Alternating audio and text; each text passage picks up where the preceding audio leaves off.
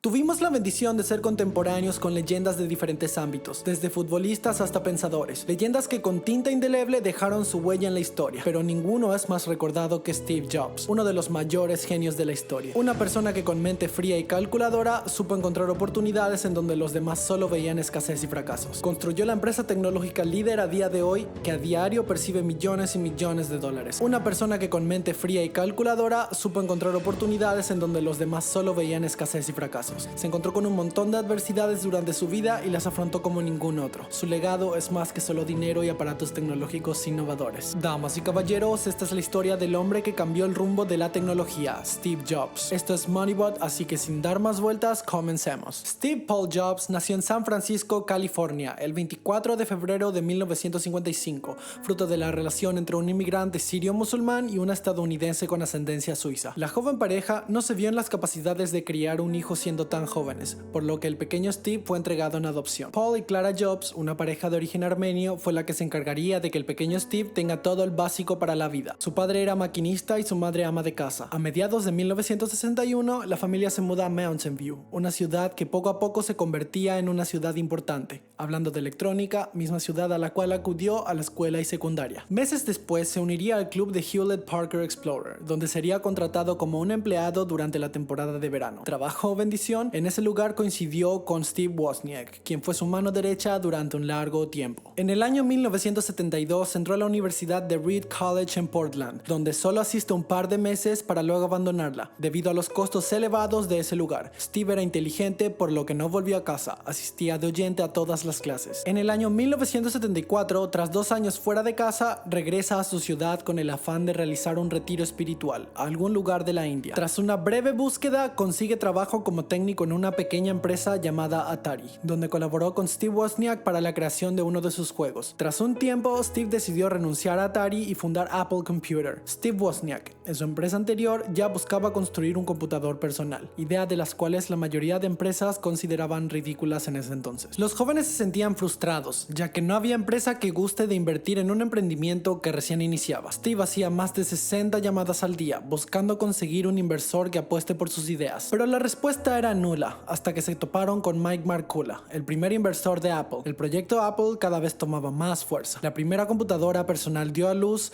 la gente quedó asombrada ante tal invento, tanto que vendieron más de 200 ejemplares en muy poco tiempo. En solo 10 años, Apple tuvo un crecimiento abrumador, contando con 4,000 empleados y con un joven millonario como CEO. En el año 1983 nace Lisa, el primer computador personal con interfaz gráfica, diseñada para gente que no está involucrada en el mundo de la informática, pero su mayor contra era el precio tan elevado que poseía. La salida al mercado de este producto no fue muy bien recibida por la crítica, por lo que Apple pierde gran valor de su cuota de mercado a favor de IBM. En un desesperado intento por mantener a la compañía en competición, Steve Jobs convence a John Sculley, director de Pepsi, para formar parte de Apple. En el año 1964, el joven Jobs presentó el Macintosh, el primer ordenador con ratón de la historia. Sí, cosas que muchos confunden, es que Bill Gates había robado la idea del ratón, por lo que hubieron unos conflictos internos entre ellos, tema que dejaremos para otro video. Las ventas del tan esperado Macintosh no fue como esperaban, por lo que el conflicto entre Sculley y Steve Jobs iban en ascenso, tanto así que no hubo de otra que romper con esa relación de negocios. Era tanta la tensión entre estos dos que Sculley dejó afuera del proyecto Macintosh a Steve. Con una rabia enorme acumulada, Steve Jobs busca su propio sendero y funda la empresa Next, cuyo objetivo era ser la competencia de Apple, con jugadas sucias como contratar ingenieros y robar ideas de Apple. Steve buscaba hacerse de renombre con el nuevo proyecto. Como era de esperarse, el tiro le salió por la culata, por lo que movería viento y marea para volver a Apple. Con el pasar del tiempo y una mente más pacífica y madura, Steve invertiría en una desconocida empresa llamada Pixar, la cual fue el primer estudio en producir una película 100% animada en computadora, la cual es Toy Story, entre esa y otras películas que todos conocemos. Tras unos años, Apple adquiere la empresa Next por $400 millones,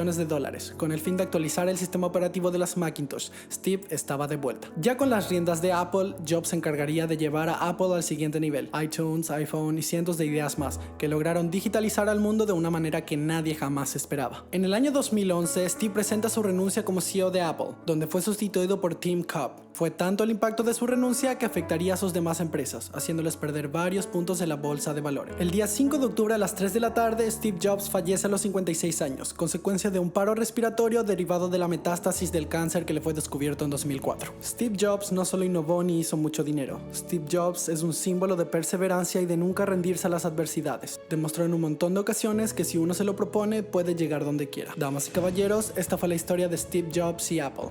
No te vayas aún, si te gustó el video, por favor regálanos un like y tu suscripción, nos ayuda un montón. Somos Moneybot y nos despedimos.